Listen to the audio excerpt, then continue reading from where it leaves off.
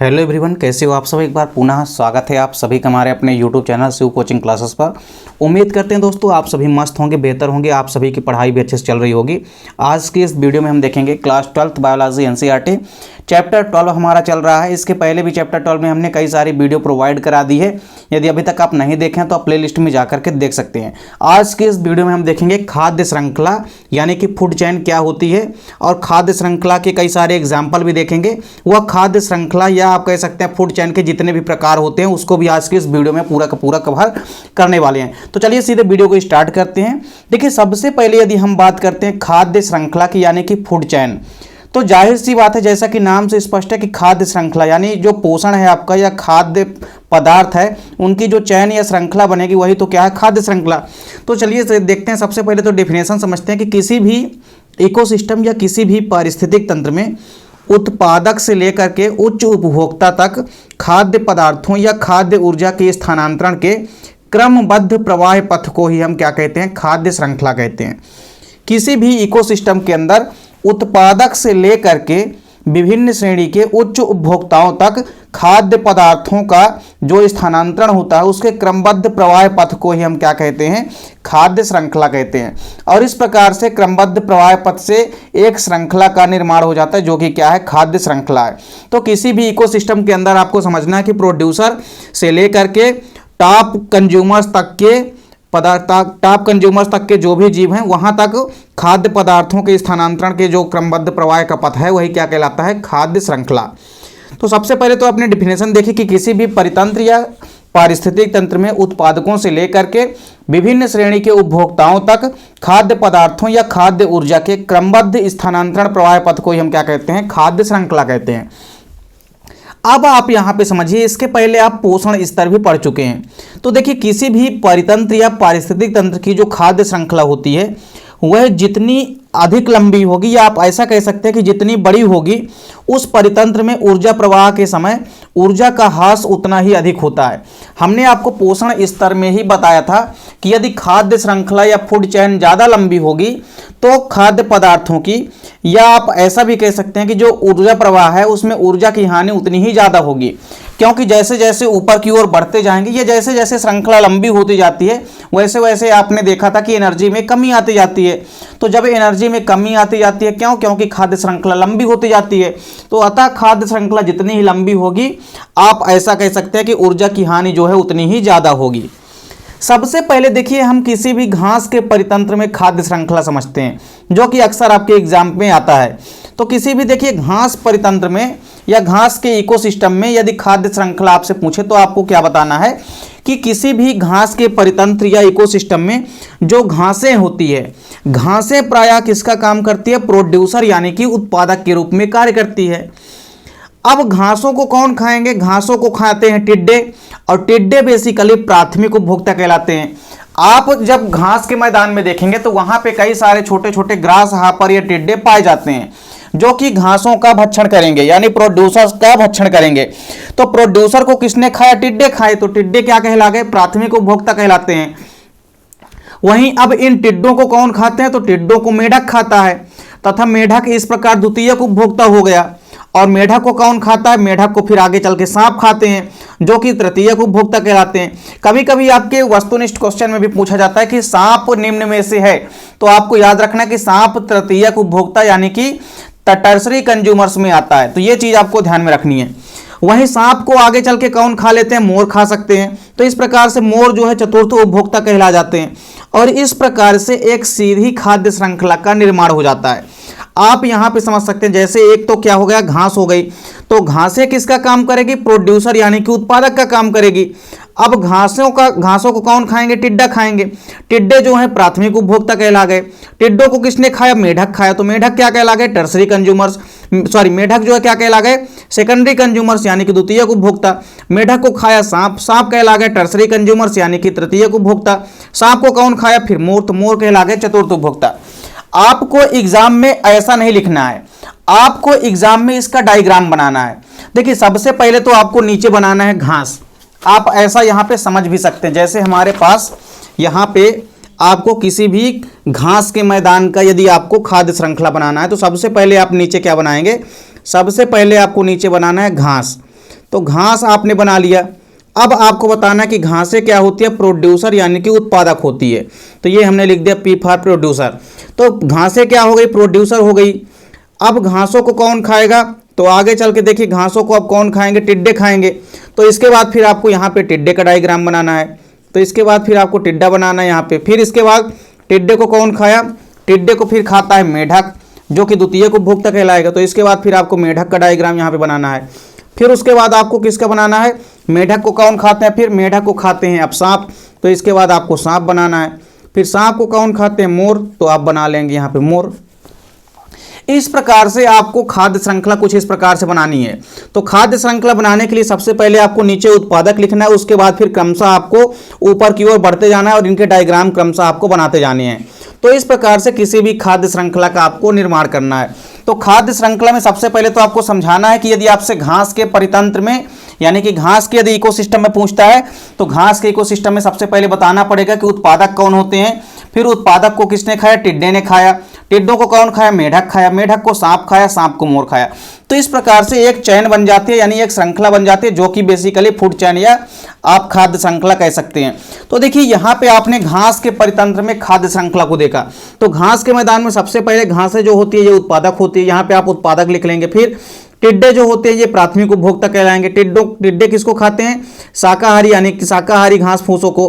फिर इसके बाद देखिए मेढक किनको खाएंगे, टिड्डों को खाएंगे, द्वितीयक उपभोक्ता कहलाएगा मेढक।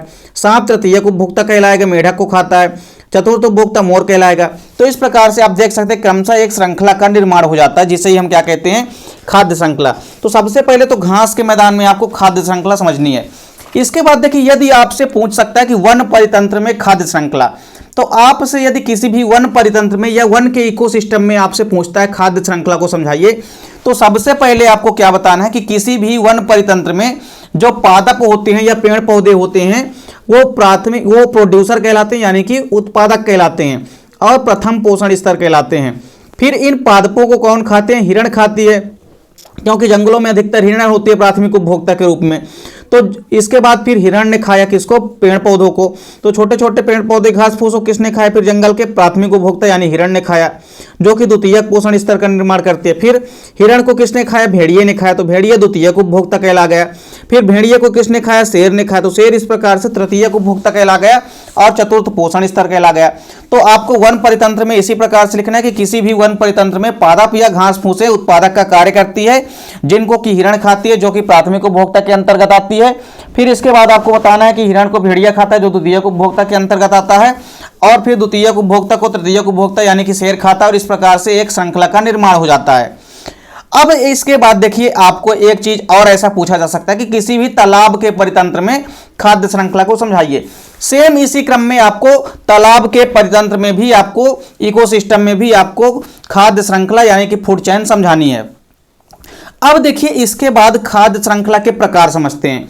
खाद्य श्रृंखला के कई सारे प्रकार हैं जो कि अक्सर आपके एग्जाम में पूछे जाते हैं। सबसे पहला जो प्रकार है खाद्य श्रृंखला का वो है प्रीडेटर फूड चेन। प्रीडेटर का मतलब होता है परभक्षी, अर्थात दूसरों का भक्षण करने वाले जीव। तो परभक्षी खाद्य श्रृंखला आपको देखनी है। देखिए इस प्रकार की जो खाद्य श्रृंखला होती है वो बेसिकली सौर ऊर्जा पर आधारित होती है, जो कि हरे पौधों से प्रारंभ होती है और मांसाहारी जंतुओं से होती हुई सर्वोच्च मांसाहारी जंतुओं या उपभोक्ताओं पर समाप्त होती है। यानी ये जो श्रृंखला है परभक्षी खाद्य श्रृंखला, ये सौर ऊर्जा पर आधारित है, क्योंकि जब तक सूर्य की एनर्जी नहीं मिलेगी प्रोड्यूसर को, तब तक कैसे भैया उत्पादक के अंदर एनर्जी आएगी। तो आपको याद रखना है कि ये प्रक्रिया प्रायः हरे पौधों से प्रारंभ होती है, क्योंकि हरे पौधे ही तो उत्पादक होंगे। फिर वहां से प्रारंभ होकर के मांसाहारी जंतुओं से समाप्त होती है। इसके पहले भी जैसे हमने आपको बताया किसी भी वन परितंत्र में या हमने आपको बताया किसी भी घास के इकोसिस्टम में, सेम उसी प्रकार परभक्षी खाद्य श्रृंखला में सेम उसी प्रकार होगा। क्यों? क्योंकि वो भी श्रृंखला आपने देखा था कि घास में किससे स्टार्ट हो रही थी, घासों से यानी पेड़ पौधों से स्टार्ट हो रही थी। फिर उसके बाद आपने क्या देखा कि क्रमशः उच्च उपभोक्ता की ओर श्रृंखला धीरे धीरे बढ़ती जा रही थी। तो उसी प्रकार यहाँ पे होगा। परभक्षी खाद्य श्रृंखला में क्या होगा, सबसे पहले तो हरे पौधे से प्रारंभ होगी प्रक्रिया और क्रमशः मांसाहारी जंतु उनका भक्षण करेंगे। मांसाहारी जंतुओं को क्रमशः फिर सर्वोच्च मांसाहारी जंतु उनका भक्षण करते हैं। अतः यह एक छोटे जीवों से प्रारंभ होकर बड़े जीवों पर समाप्त होती है। यानी जाहिर सी बात है कि यह प्रक्रिया छोटे जीवों से प्रारंभ होती है और बड़े जीवों पर जाकर के समाप्त होती है।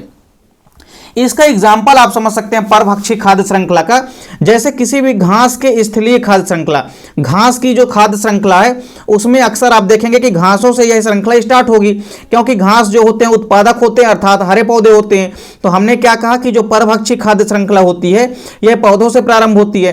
तो उत्पादक यानी कि घास या अर्थात ये कह सकते हैं कि हरे पौधे से प्रारंभ हुई ये प्रक्रिया।